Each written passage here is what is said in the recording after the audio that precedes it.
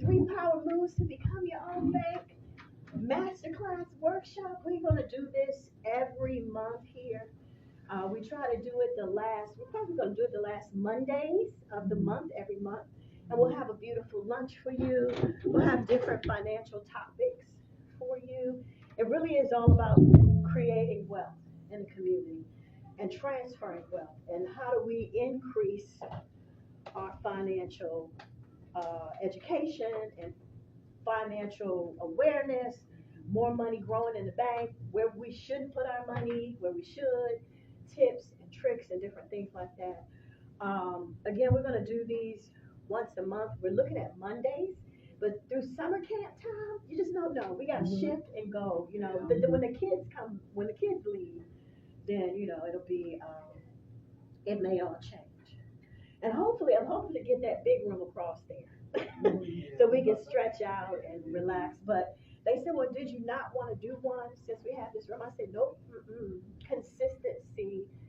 I'm a spiritual person, and I believe when you're found faithful and consistent, He grows and multiplies you, right? So I want to be consistent, even if it's just a few people. I want to be consistent with you. Does that make sense? Yeah. Right. So that's pretty much that.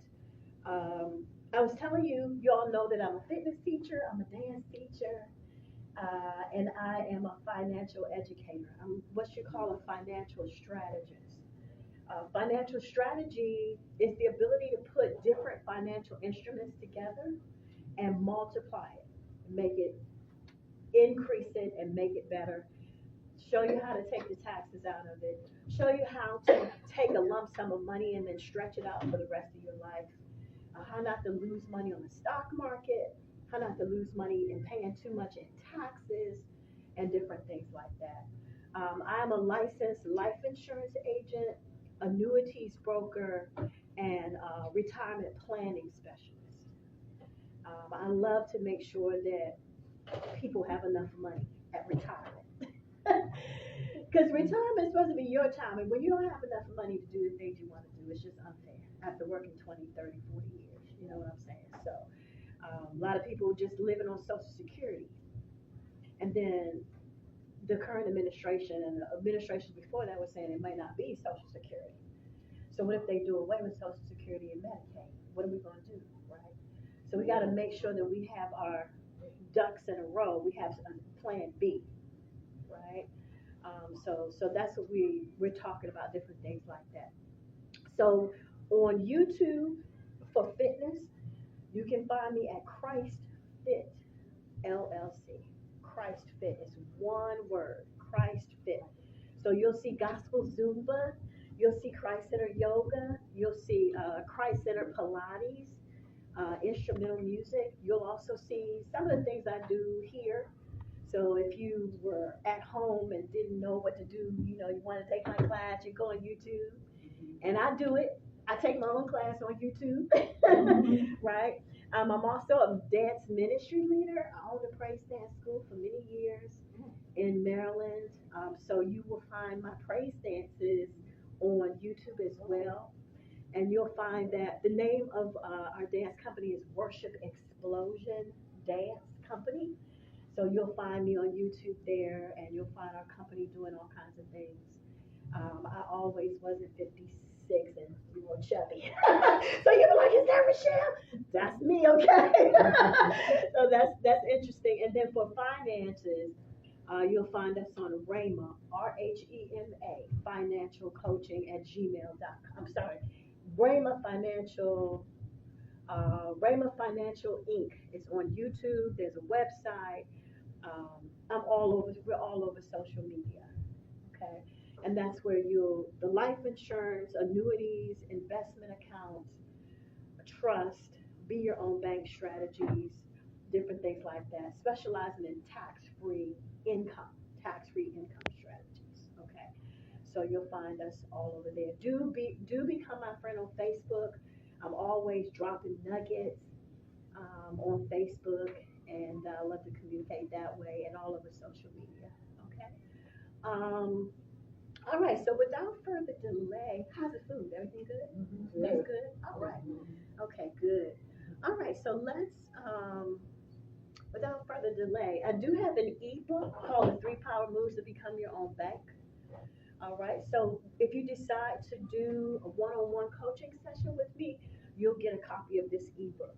Okay. And if I already promised you one from the old workshop, just text me and I'll text it to you or I'll email it to you. A lot of the things, it's like drinking from a fire hose. It's a lot of information. But if you have it already written out, you can go back and say, what did she say? And then just flip through it. And then you can see what it is I'm talking about. So we created an ebook. Makes learning easier. Okay. I have been in financial services since 1992. I hit what was called the $1 million roundtable back in 1997. That's just people who make a six-figure income or more in the industry. But I didn't know it because instead of six figures, I only made $35,000 for the year because of what's called redlining. Back in those days, black agents were only allowed to make so much money, and were only allowed to go in so many neighborhoods. And we could only, at that time, our agency could only sell final expense whole life insurance. So that's the life insurance that you bury somebody with, right?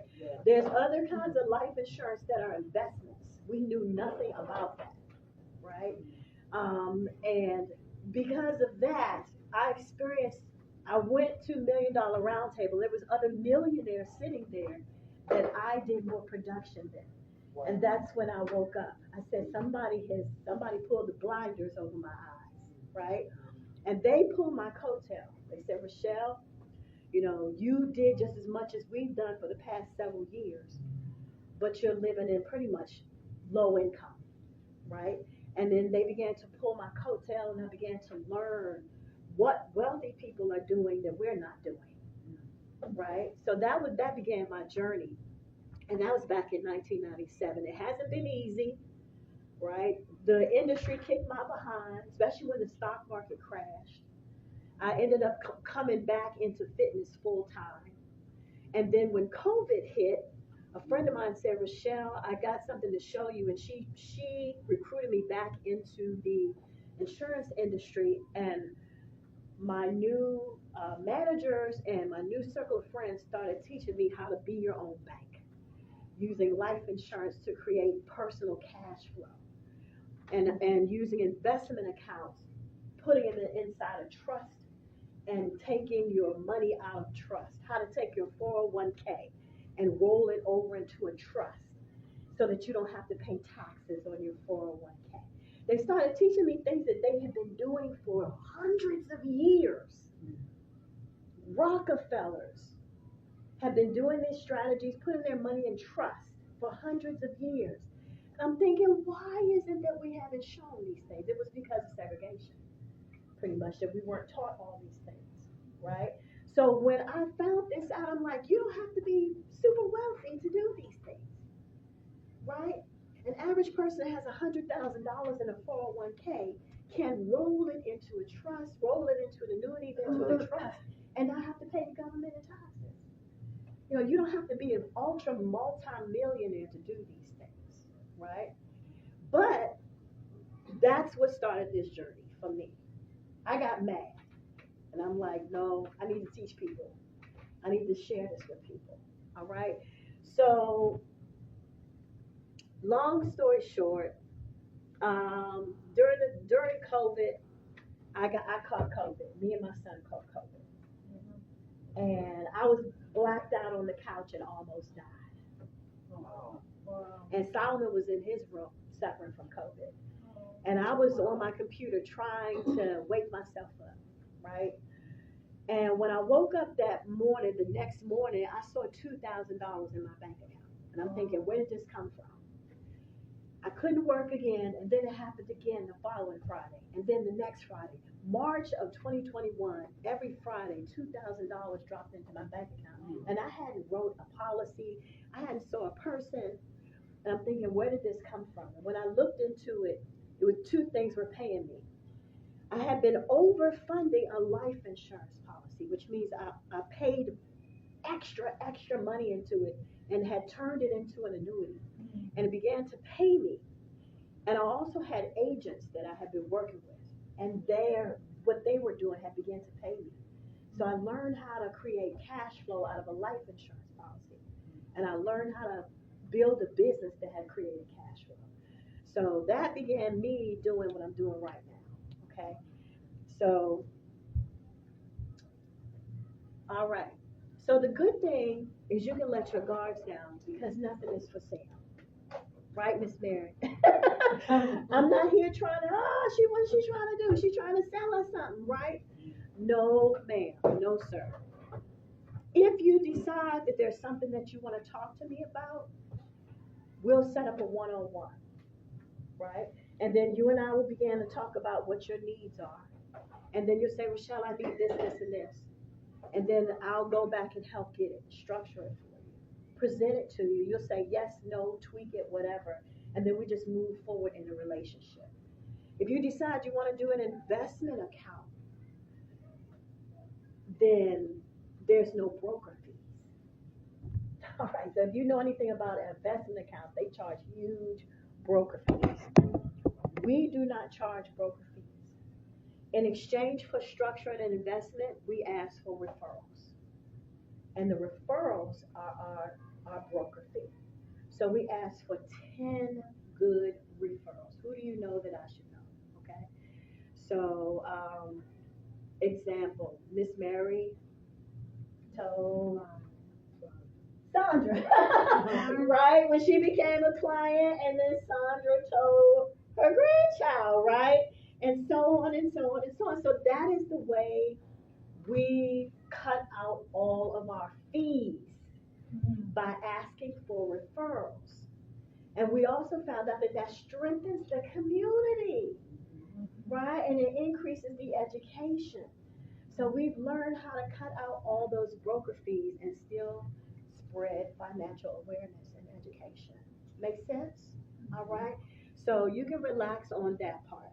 Okay? All right. I don't have my glasses on, y'all. Exit full screen. Okay.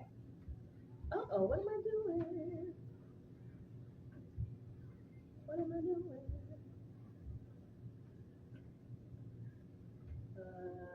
Slideshow. Okay, this one. There we go. Okay, so these are the companies that we work with. All right. National Life Group, Gerber is on here, Foresters, Mutual Trust, Equity Trust, Mutual Trust, Emeritus. Those are some of the companies that we work with structuring investment accounts. The good news is we only structure investment accounts where you can't lose any money. That's the only kind we do. It's called a fixed index account. I'm going to show you what that is. It simply means it has a floor. That's the term that you'll hear in finance. It has a floor, which means a guaranteed interest rate. All right? So that's it. We don't believe in losing people's money on the stock market. But at the same time, you still need to get some of the interest. You need the growth of the stock market, right? Or else your money won't move forward. So we discovered fixed index accounts. And those are the only kind of accounts we do. So you got to know peace of mind. Well, listen, Richelle, I never work with the stock market because I don't like losing my money. Right? And that's the main reason why I never put my money in the stock market. I asked my son yesterday, I said, they taught you how to use the stock market. And you started using the stock. He said, yeah. But then I started losing my money and I pulled out. Right? He told me that when we were in the car. Yeah. And I said, Solomon, don't be afraid of the stock market. You don't have much money. That's the reason why you don't want to put your money there. And that's smart, right? You need to have some savings, some cushion before you start messing with the stock market, right?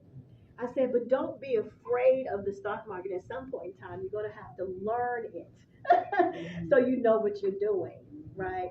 So, but I just wanted to give you all that peace of mind, okay?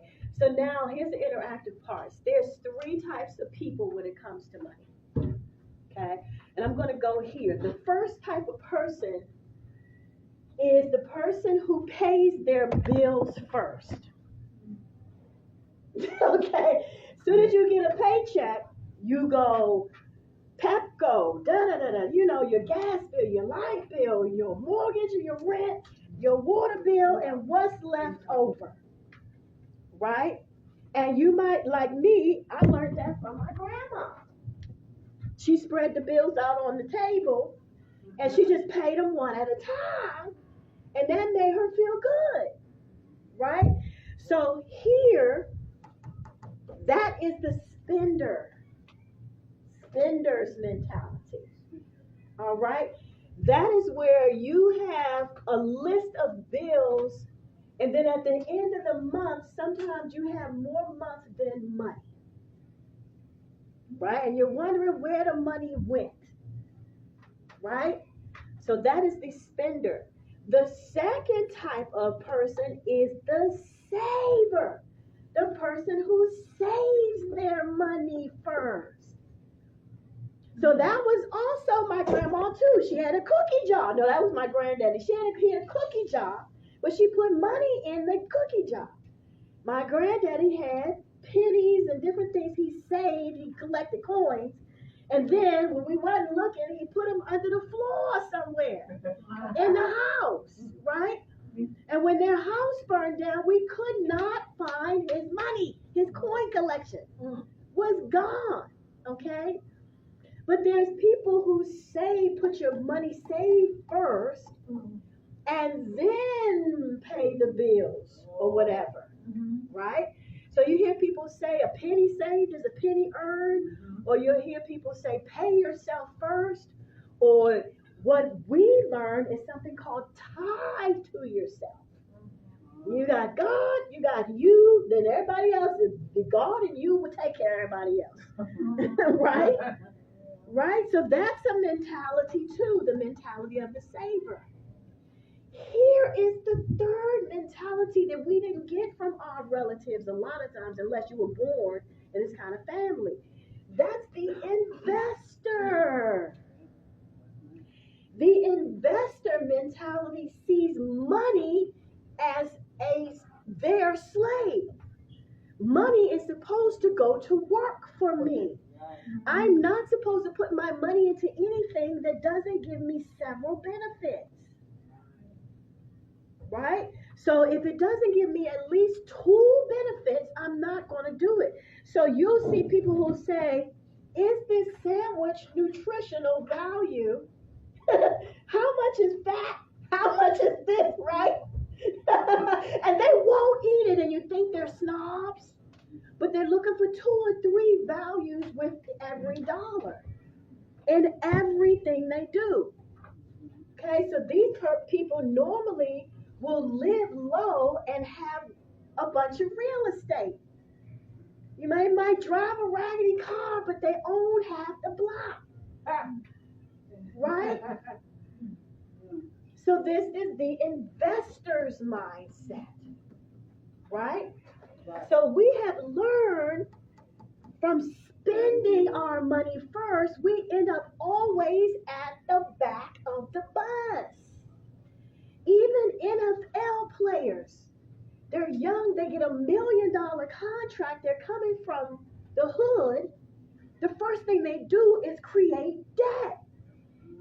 They go buy a $1 million house, and then they have an accident and they lose their contract. So now they are lost and underneath debt, right? The borrower is slave to the lender unless the borrower knows how to make money on a loan. Investors know how to make money on a loan. We only borrow money to make money.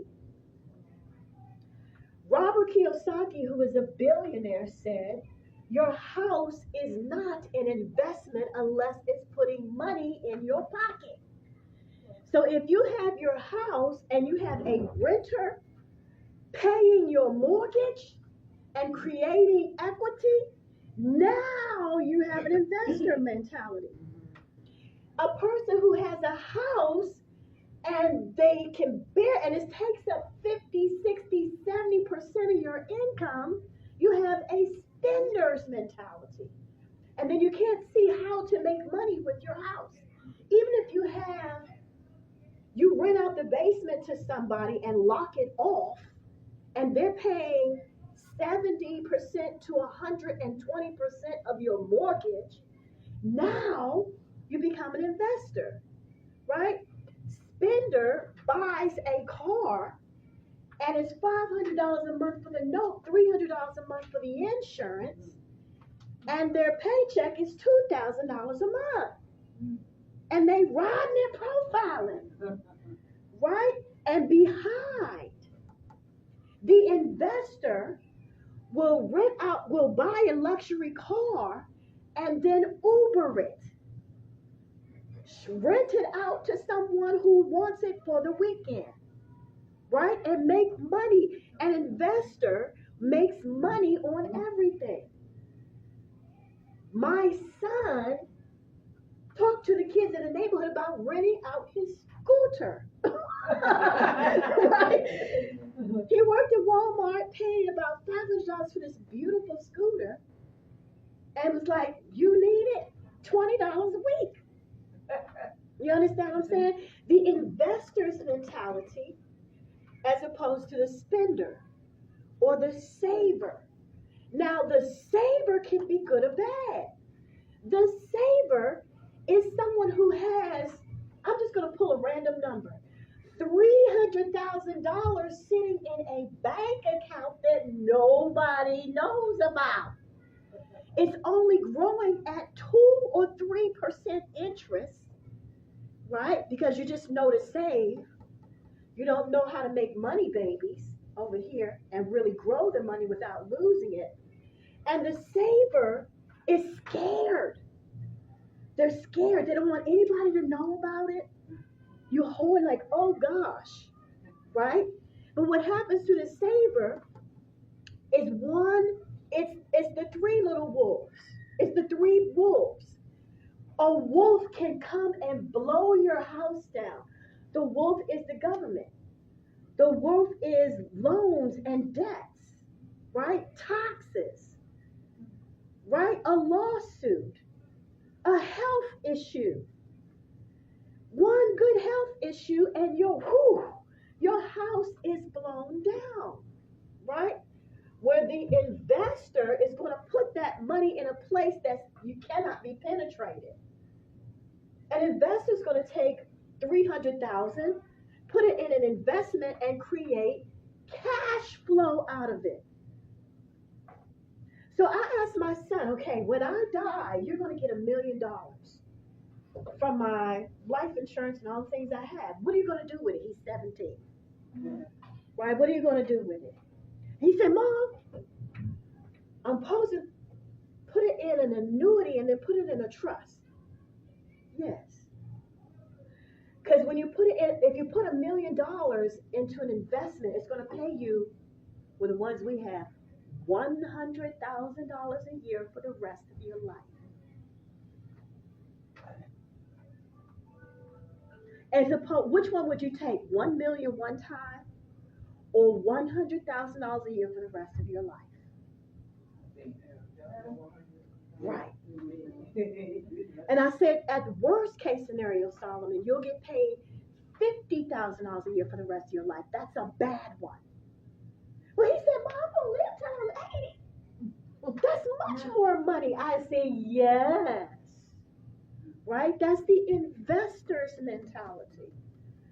The spender will take $1 million and then spend it down to the line of zero. The investment is going to put it in something that creates cash flow, income out of it, right? So those are the three different types of mentalities. So as I'm talking, I'm asking you, which mentality are you? Don't answer it, right? Which mentality are you? Okay? Now I'm going to ask you a question. Don't answer it. Which mentality have you raised your children to be? What road are they going on?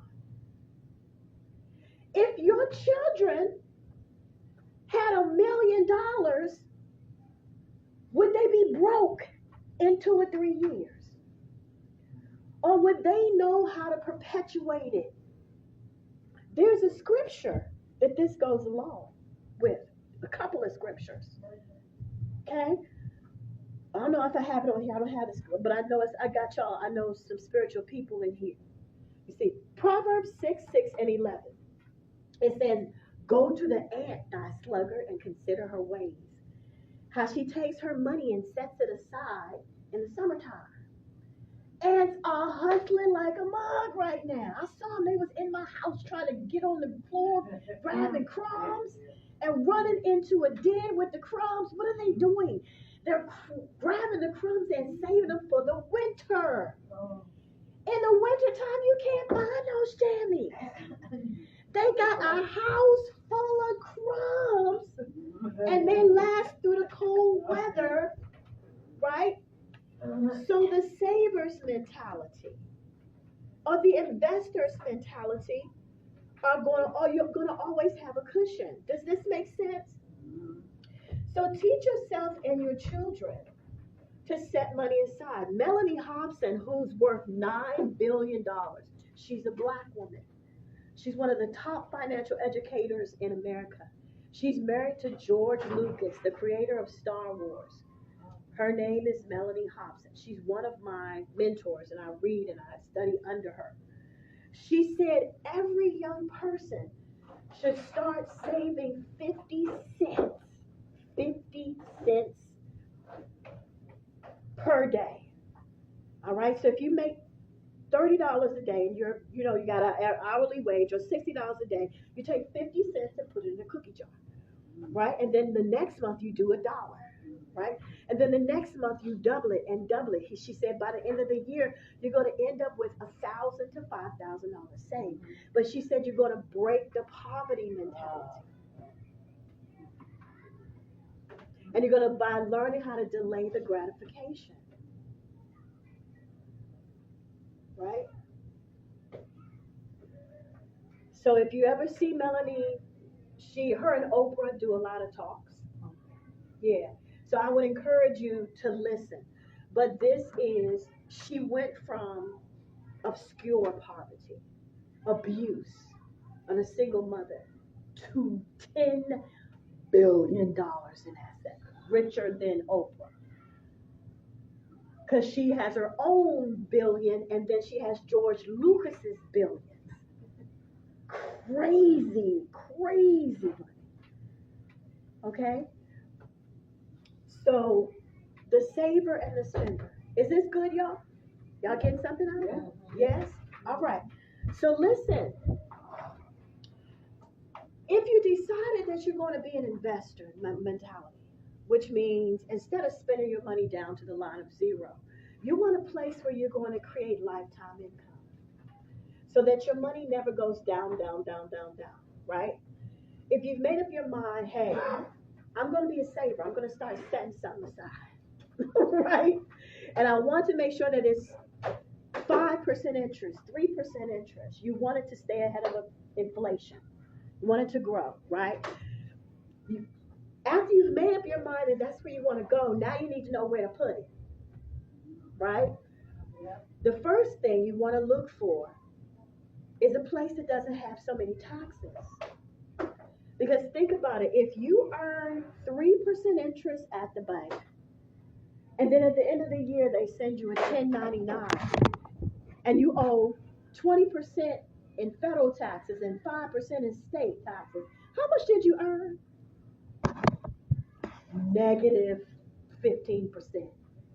Because all of your growth went back in taxes, and it all went back in fees. Bank fees, ATM fees, transfer fees, maintenance fees, check fees. A fee for walking in the door at the branch. So the first thing I'm going to tell you is you want something that's limited taxes or zero taxes. And you want a bank account that has 0 fees. Because they're robbing you blind. Every time you put money in there, they take it $9 a because you got their fee and the bank's fee. Your money is depreciating in value, right? So you need a bank or a bank account that has what? Zero fees, right? And limited to no taxes. Does that make sense? Okay. The second thing you want to earn, and you can write this down, at least 5% interest on your money. Why? Because the cost of living, I'm going to grab one of these just as an example.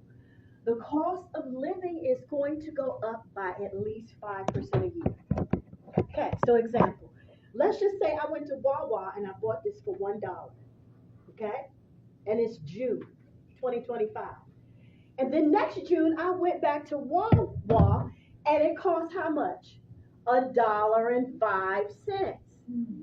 So I got a 5 more cents, so I'm not going to be able to buy this, right? What happened? The cost of living went up by 5%.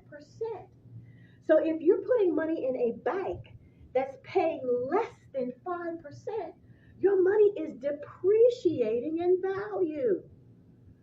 Every year, your money is worth less. You have what's less buying power on your money.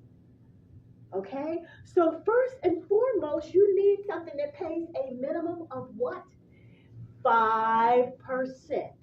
Okay, so now you're looking for something with zero to limited taxes, zero fees, and 5%. Does that make sense? Right? The third thing you want to look for is you don't want to lose your money on the stock market, but you got to get at least 5% or more, right? So if you can not lose your money on the stock market and get 5% interest or more, now you're winning. Your money is growing and keeping up with the cost of living. Is that sinking in? Listen, everybody here, y'all are mamas, you mamas, everybody got children, right? I want you to take it for yourself, and I want you to teach it to your children, okay? So when you're looking for a bank account, don't get the one with all those fees. No fees. When you're looking for a bank account or a money market or wherever, you're looking for something that is as close to 5% interest as you can get. Okay? And when you're talking about eliminating fees, CDs have big fees too.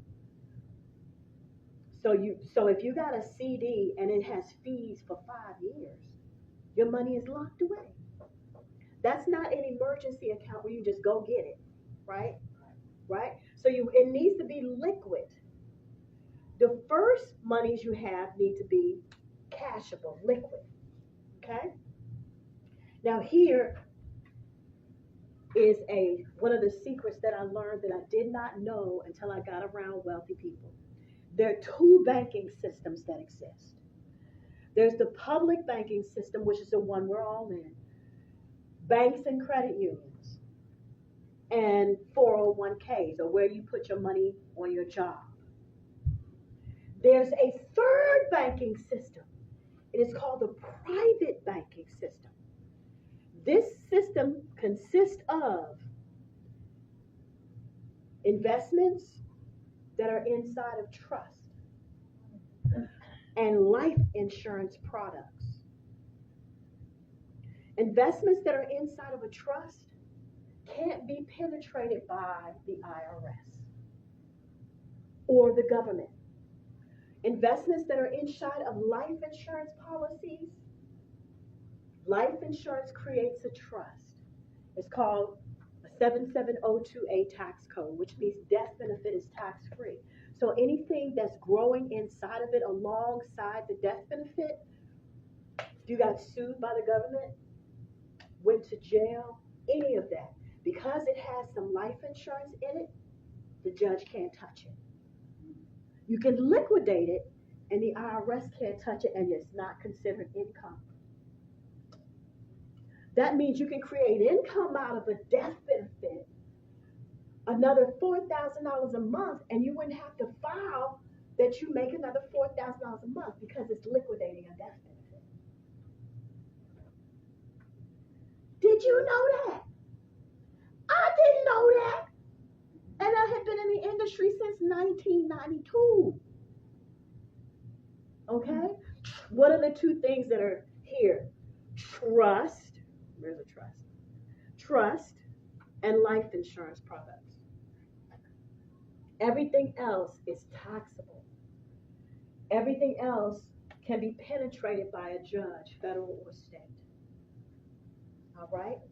O.J. Simpson found this out. Well, he learned it from his wealthy friends. And when he went to jail, as soon as he came out, he was earning $600,000 a year. He put $6 million into an annuity trust and life insurance that grew cash. And when he came out of jail, he was earning $600,000 a year tax-free, and the Goldman family could never penetrate it, even with the death penalty and all the different things he was going through. When he passed away, that $600,000 passed on to his children and to his estate, and still is impenetrable because of the way he did that. Okay? E.F. Hutton created a special life insurance policy that does this. It's called an Index Universal Life Insurance Policy. He created this for wealthy people in the 1980s. It is a way where you can buy permanent life insurance and invest the difference in a fixed indexed Roth IRA. A Roth IRA is a tax-free IRA, which means you can get the money every single month tax-free. Rich people couldn't get Roths because the government said if you make over $150,000 a year, you don't qualify for a Roth. So E.F. Hutton found a way that rich people could get Roths. You buy the minimum amount of death benefit, as small as you can, and then you stuff the rest into an IRA inside of the policy. So they began to stuff millions of dollars in these policies. And of course, we as Black agents were isolated and redlined out of it. We knew nothing about it. Okay? I was there. I was a little young thing, but I was there. Okay? We actually started learning about Index Universal Life in the late 90s as Black agents. I found out about it when I came back into the industry during the pandemic. And I went bananas, telling my folk. My mama got one at age 75. My son got one. I got one. Okay? And some of you might be saying, but it's life insurance. I don't know if I can get that. They cover people up to age 80. Okay? So up to age 80, you can get one. Age 60 to age 80, you'll have to take a medical check. All right? So, but that is one of the ways that rich people avoid paying taxes, by shoving the money inside of an Index Universal Life policy and growing the money tax-free. Okay? Did you know that? Exactly. The other person who did it was Walt Disney. Back in the early 40s, Disney paid for Disneyland using his high cash value whole life insurance policy. Whole life is older, but rich folk owned shares in their life insurance policy. Okay, you ever heard Prudential say own a piece of the rock? That's what they need. They don't trade on the stock market so the public can own them. As a policy owner, you own a piece of the life insurance company. Then you get paid dividends. Anytime you see the word dividends, that means you own shares, right? So Walt Disney had a $2 million dividend paying whole life. In the 50s, he wanted to open Disneyland. He couldn't get a loan from the bank. So he borrowed $100,000 from his life insurance company. and kept his cash value growing. Never touched his cash value. He leveraged his cash value. I'm going to use my cash value as collateral for my loan. Are you with me? Okay? So he kept his cash value in there, growing, used it as collateral, borrowed $100,000 from the life insurance company, paid it on Disney, and bought that piece of land in California. And when Disney opened up the first day, it earned $2.5 million. So he took a $100,000 loan and turned it into $2.5 million in one day. Borrowing money to make money. So he paid back the life insurance company plus 3% interest, fixed interest. And his cash value never went down to the line of zero because it kept growing. Y'all picturing that? Right? So now he's got 2 times the cash and 2 times the dividends, rinse and repeat. Do it again. It's called infinite banking. It's called being your own bank. It's not new. It's over 120 years old. Can we do it? Yes. You just need a whole life insurance policy that pays dividends. I've got one. I fund mine at $100 a month. I'm sorry, $500 a month. I don't even know how much cash value is in there. I'm just going to use it to eliminate a bunch of debt and keep it moving. I'm going to borrow money from mutual trust. That's my life insurance. While my cash value stays there. And then just be in your own bank. I've got another one from National Life Group as well. That's how I bought my house in Virginia Beach. I took money from National Life Group. As my cash value stays in the policy, and I took that, got the house, and then paid it off quick. You know, because we was old, you pay your bills fast. So I paid off the loan quick. So it just kept growing and growing and growing. Be your own bank using your insurance. Ain't that something? Yep. Ain't that something? The things that they didn't tell us. Right? We didn't know. But we know now we're not playing. So a lot of the black millionaires, billionaires, rappers, all of that. If you put Be Your Own Bank on YouTube, you'll see all kinds of stuff coming up. Y'all both know it now, okay? And not playing with it, okay? And that is just the cash part. So the first move is knowing how to make money on a loan, right? You can take a life insurance policy to be your own bank. If you can't put one on yourself, put it on your kid, right? Put it on somebody that you know you're going to be responsible for and they have decent health, right? Overfunded, use it, okay? Power move number 2. No, that's power move number 1. So we got to do that, okay? Power move number 2 is growing your money tax-free. Hold on. This is E.F. Hutton's policy here. So this is a copy. I have this policy. My mom has this policy. My son has this policy, okay? This is a National Life Group illustration, by the way, okay? This is a 60-year-old woman who just had $200,000 in the bank, and it was really just there for her grandkids. And she just wanted to make sure that they had enough money to go to college. They're smart. They're in middle school and elementary school right now. And she said, Richelle, you mean to tell me if I die, the money that I have in the bank is going to go through death taxes? So there's something called death taxes and probate. This is where when you die, the bank freezes your bank account, first of all. Then they take your information and send it to creditors, Equifax, TransUnion, They send it to law, to the county.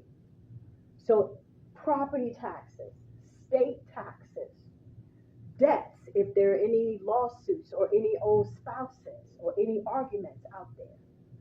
Once all of your debts and creditors, even in stuff that's not even yours, that's on your credit report. Okay. Once it goes through probate and death taxes, whatever's left, then your bank account opens up for whoever's coming by to claim whatever's left, right? Most times that means 40% or more of the money in your bank account is gone. So she said, Richelle, I want to go through all of that. What else can I do? Said, how's your health? Said, I'm pretty good. I got a little this and a little high blood, a little diabetes, all that. We all got that, right? A little overweight, right? She took this and put it in an index universal life. Soon as she did, the $200,000 turned to $588,704 worth of life insurance. So now that's going to transfer probate-free, tax-free to her children. One and done. Okay, no more money. Okay, she said, but Richelle, I need some money for myself as well. I don't want to spend my money down to the line of zero, and my Social Security and pension aren't paying me enough to live decently, right? I said, well, if you can let it cook, sit it there and let it cook for 5 years, pay off the cost of the life insurance, this policy will begin to pay you an additional $1,200 a month, tax-free, probate-free. You don't have to put it on your 1040 because it's coming from life insurance. It'll pay you this for the rest of your life. It'll also give you the ability to be your own bank. So at age 69, you'll have $72,000 in cash value. So you can go to the insurance company and say, I want to borrow $72,000 from you and use my cash value as collateral, right? And if you don't pay back your loan after 1 year, then they'll decrease it out of your death benefit and they'll decrease it out of your cash value. And if you have $500,000, $588,000, you take the $72,000 out of your death benefit, you're still all right. Your kids are still all right. You still have over $500,000 that you're passing on to them. Okay? So cash value and cash flow. Also, if she became terminally ill, needed long-term care, critically ill or critically injured. So if the doctor told her that you need nursing care, part-time or full-time, it would pay her $6,744 a month long-term care. That was super important to her because her daughter is a single mom, right, with 2 children. And if she needed long-term care, she know her daughter can't take care of her. So this extra $6,000 a month in long-term care, it was worth everything. Okay, so there you go. And cancer, heart attack, heart disease, stroke, head trauma, severely burned, she can surrender a portion of this death benefit and take $360,000 in cash. Now, does this work? You have to have a lot of money to do this? No. You can do a policy like this for about $200 a month. Okay? For children, $100 a month. Right? So you don't have to have $200,000 to do it. This is just an example of somebody who took money out of the bank and wanted to create an estate. Okay? Does that make sense, everybody? And feel free to stop me if you have questions. This is a couple who did it monthly. They're in their 40, 45. They did $1,500 a month. If one of them passed away, the other one would be a millionaire. At age 64, they can stop paying on it. It'll pay them $5,100 a month for the rest of their life. And they can be their own bank with the cash value. $300,000, $600,000, $1.2 million in cash value. Right? And then they have the long-term care, $16,000 a month. Cancer, heart attack, heart disease, stroke. Over $400,000 payout if they had to file a claim against it. All right? That's it. Okay, that's a be your own bank. That's the E.F. Hutton policy that he created for rich people. Okay, so there you go. Ain't that okay? All right, take a deep breath. Inhale. Exhale. That's a lot of information, right? Okay. Yeah. I promise you I won't be before you long. Okay. Power move number 2 is to create cash flow out of a lump sum of money. All right. Power move number 2 is called a fixed indexed annuity, fixed index account. Okay. Fixed is a guaranteed interest rate, which means when the stock market crashes, you don't lose a dime. Okay? It's called a floor. Index means you get stock market gains and zero losses. In the industry, you'll hear it put this way.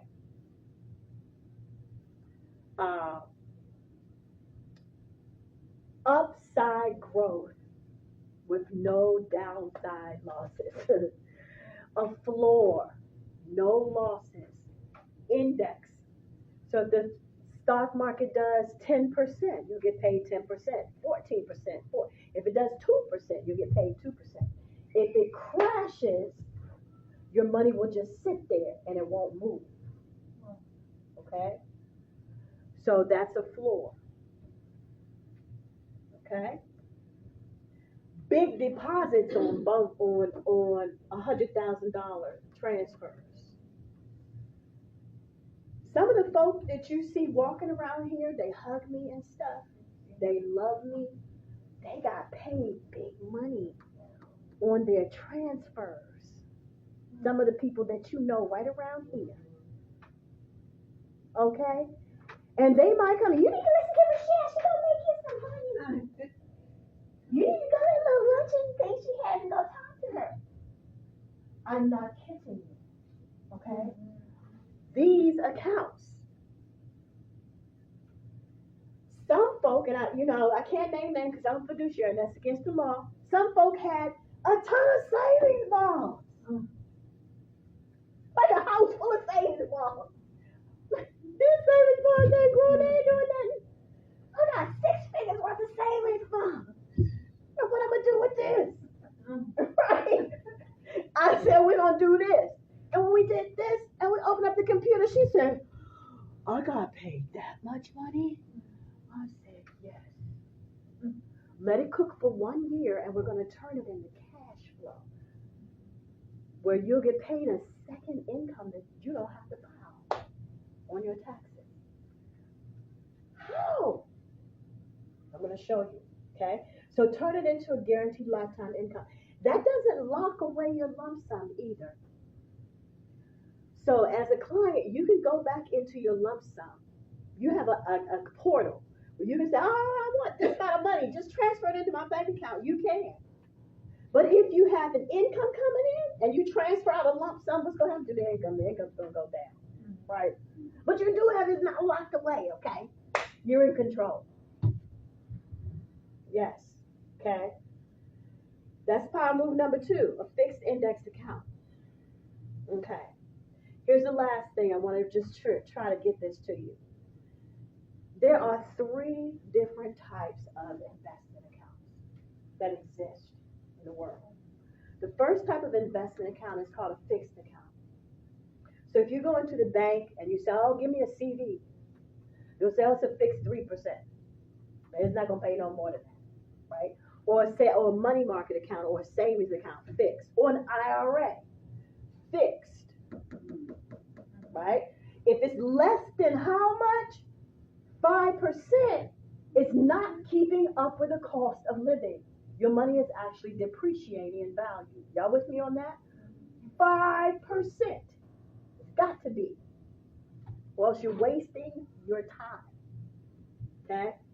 Variable accounts are stocks. So you're purchasing stock. And when the stock crashes, boom. Right? When the stock goes up, whoopee. Suppose you need the money when the stock is down. You're in trouble. You lost the value of your account. Right? Here's the one that E.F. Hutton and all of you have been doing for decades. It's called the fixed index account. It is a combination of the two. You have a floor. Some of the accounts have a floor that's 3% or 1%. So when the stock market crashes, you still get a little growth like you have a bank account. But when the stock market goes up, you see it 14%, 13, high, okay? This is this one. It looks like this. When the stock market crashes, your money just goes level. When the stock market goes up, your money goes up, okay? That's a fixed index account. Ain't that good to know? Okay, so there you go. So here's a client. Just happens to be a client y'all know, but I'm not gonna tell you who he is. Okay. All right. If I tell y'all too much, I might guess. Okay, so I'm not say too much. But this person worked in Norfolk, had a 403B, took the money from the 403B. I told y'all too much. She had retired like 8 years ago, still kept it there in the old 403B. What was happening to the money? It was on the stock market. What do you think was happening? Boom, boom, boom. The stock market was going crazy. Richelle, I need to get you run down after my class, Richelle, right? So we took it and rolled it over. She had a couple of them. When we sat down in the room, looked at the computer, after she did a roll of the whop, pow, she got paid a 10% bonus. Ended up being $50,000. And when she retired, she only made $50,000 a year. So they paid her almost as much as she made when she retired. Okay. Okay. Then we did the fixed index strategy. So when the market crashed, I called everybody. How y'all doing? Oh, we doing good. I said, let's buy the dip. That's what it's called. So when the dip, you see when it's about to make a turn, and you switch your allocation and you get the boom, the growth, buy the dip. So I called everybody. I said, we're going to buy the dip. Let's switch from this to this. 20% interest from buying the dip. Did I charge them a broker fee? No. What I charge them? Referrals. Referrals. That's all. And I don't know anybody. I said, well, you're going to do a video. We're going to go on social media because you won't talk good about me. Right? And that was what we did. Okay. So at the end of the year, we're almost coming up. Taking her 500, turned it into 607,000. Okay. We're going to take this money. Now, this is the growth account. Now we're going to put it into an annuity. But I heard annuities weren't good. Don't you dare listen to that. The annuities on the public banking system aren't any good.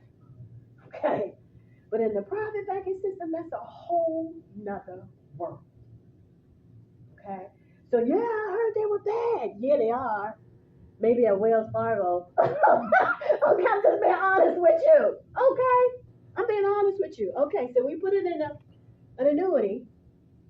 This annuity is going to pay her $47,609.17 per month for the rest of her life. That's her guaranteed lifetime income. Now, she can also come over here where it says cash value. If she needs to dip into this money, she can. What's the catch? You have to let it cook for 1 year. They're not going to pay you all that money and then you just go back and touch it. You have to let it cook for a year. 1 year. Okay? And then if you want to turn it into cash flow the second year, you can turn it into cash flow. If you don't, you just want to keep boop, pop, plim, pow, and just letting it grow and take no losses, you can. Right? So there you go. Now, she would have run out of money at age 85. Had she left it there and just started trying to pull off of it, or if she would have went to a broker like Charles Schwab or Edward Jones and just put it in a brokerage account, just started to try to, they say, do the 4% rule, just pull off 4%. Who can live on 4% of your cash? Who can do that? No. Okay, don't listen to the 4% rule. Get out of here. They know they got people doing better than that. That's for the public banking system. Okay? So we did this. So now she would never run out of money. All right. So a fixed index account. How much money do you have to put into those things, Richelle? To get a bonus like that, you need $50,000. So if you think about it, 50,000, they'll pay you five just to get started. Woo-hoo. And then you do the market thing, let it grow. Okay. So you need at least 50,000, right? If you have 25,000 or less, I started at $100 a month. Okay. In a Roth, fixed index Roth IRA, tax free. Then I moved up to $500 a month. Then I moved up and I started my son at $100 a month. Okay? And then moved up and up. It's not where you start, it's where you're going. And it's the commitment to not be a spender. Right? To not be a spender. And to say if it's $100, $100. Right? And if it's 100,000, don't let the government spend it all up, because they're gonna spend it all up. Somebody gonna spend it unless you transfer it into a safe place. Okay, third move, and then we're done, y'all. Third power move is the Rockefeller move. All right, so same person I told you about. This is a real person, y'all. So now we're in the process, and I'll tell you who we're going to, because they're here in Norfolk. We're doing the Rockefeller move with that account. At the end of the year, we've been researching law firms here in Norfolk. We found one where we're going to transfer her 403B into a guarantor retained annuity trust. She's not going to own it. She's no longer going to own that 403B.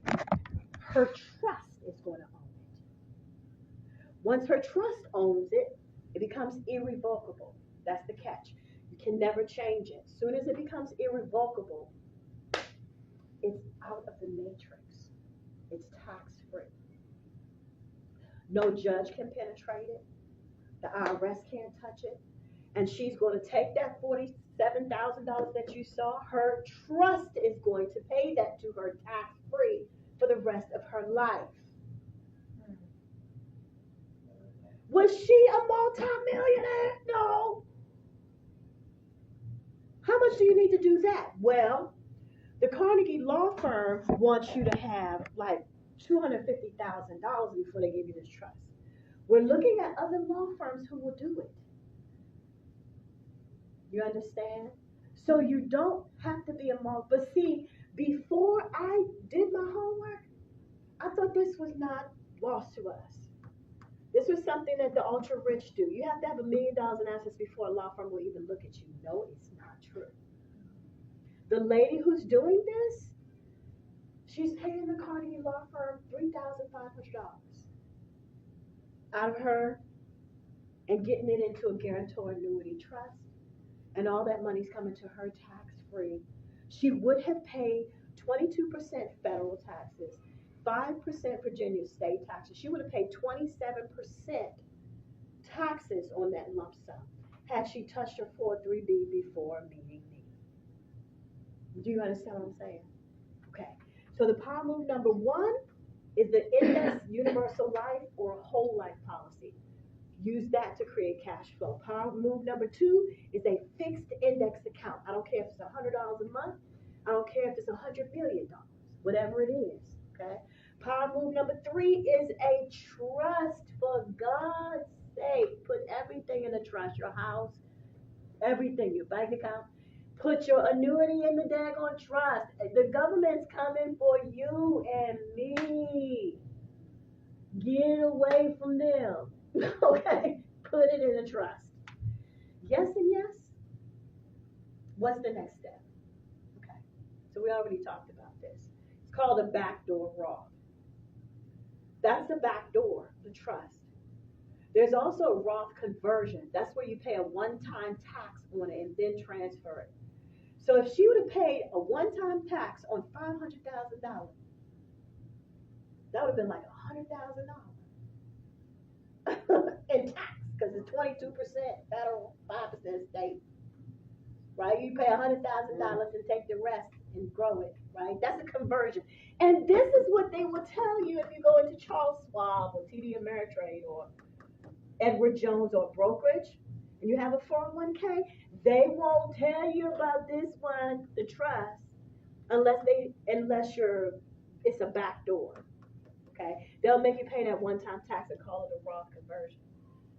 Okay, so okay, $25,000 or more, and you get the bonuses. Okay, yeah. And if you have any questions, you can stop to me. So what's the next step, Richelle? Do a coaching with me. Come and talk to me for about 30 minutes, and we do a green sheet. Okay, we find out what your goals are.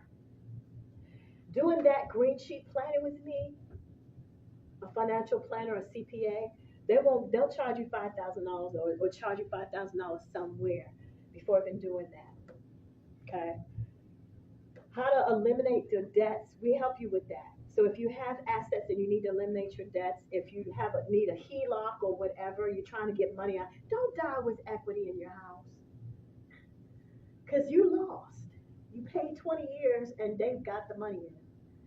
Right? So transfer the equity out of your home. If you want to talk about how to do that, I have some resources. Avoid paying taxes on your retirement accounts. How to turn a life insurance policy into an IRA. And then access to me all the time. All the time. You can come and ask me a question whenever I'm here. How much is that worth? My God. I'm worth at least $65,000. What's my fee? 10 referrals. That's it. That's it. 10 referrals. That's it. Okay. So the referrals have to be local. We're licensed all over the country. Okay. Except New York. New York is hard. That's okay. I'll anybody in New York. Yeah. And the 10 referrals only come after you've decided that we are in a client relationship. So after you say, oh, yeah, this, let's be clients. And then you text them my business card, say, hey, I talked to Richelle. And then you give me their names, you give them, and then after I get the all clear from you, that's when I reach out. I don't cold call. We do it the professional way, okay?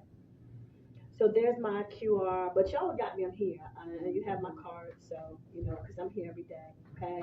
All right, so now, just a few minutes in the hot seat, yeah. Just a few minutes in the hot seat. Questions? I know this was a lot. Do you have any questions for me about anything that you've seen? Questions. It's your chance. No, I've got questions for myself. Personal questions. Answer my own questions. Gotcha. And then I'm going to ask you some questions. That sounds good. Any other personal questions? Do we do basic life insurance? Yes, absolutely. We have everything from Gerber to you name it. Okay, so we do regular, everyday life insurance. Yes. Okay. All right. Any questions about anything? Okay. All right. Was this a blessing? Oh yeah. Yay! Thank you.